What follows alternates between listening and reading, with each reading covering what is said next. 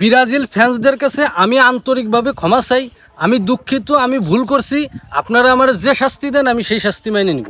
আমি আর্জেন্টিনার পক্ষে কথা বলছি, এটা আমি অনেক বড় অন্যায় করছি। আসলে আর্জেন্টিনা টানা অনেকগুলো ম্যাচ জিতে যাচ্ছিল, যেটা দেখে আমি এই ভিডিওটা বানাইছি। আমি যদি আর্জেন্টিনার পক্ষে ভিডিও না বানাইতাম তাহলে আমার এতগুলো রিয়াকশন পড়তো না, এতগুলো ভিউ পড়তো না, যে কারণে ওইটা মাথায় করে আমি এই ভিডিওটা বানাইছি। আসলে এটা একটা মজা করেই বানানো হয়েছে। এখন আর্জেন্টিনা ভালো খেলতেছে, ব্রাজিলের সময় ভালো যাচ্ছে না। ব্রাজিল এক সময়ের 5 বার বিশ্বকাপ জয়ী দল, কিন্তু এখন তাদের সময় ভালো যাচ্ছে না, তাদের পারফরমেন্স খারাপ হয়ে গেছে।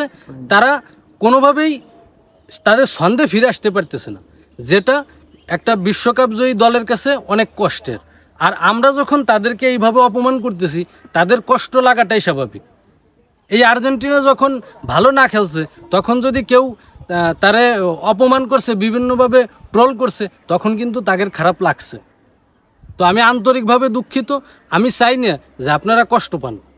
হয়তো সময় আবার ফিরে আসবে ব্রাজিলের, তখন ব্রাজিলও ভালো খেলবে। আসলে ভালো ভালো দল যদি ফুটবলে না থাকে তাহলে খেলা দেখে মজা নেই। আপনি যদি কোনো একটা দলকে সাপোর্ট করেন তখনই আপনি মজাটা পাবেন। তো এই আর্জেন্টিনা, ব্রাজিল, এরা যদি সমানভাবে খেলতে থাকে তখনই কিন্তু আমরা খেলা দেখে মজা পাবো। এই জন্যই ব্রাজিল আর্জেন্টিনা দুইজনের জন্য আমি শুভকামনা জানাচ্ছি। আমি চাই না যে কোনো দল আমার উপর মন খারাপ করুক।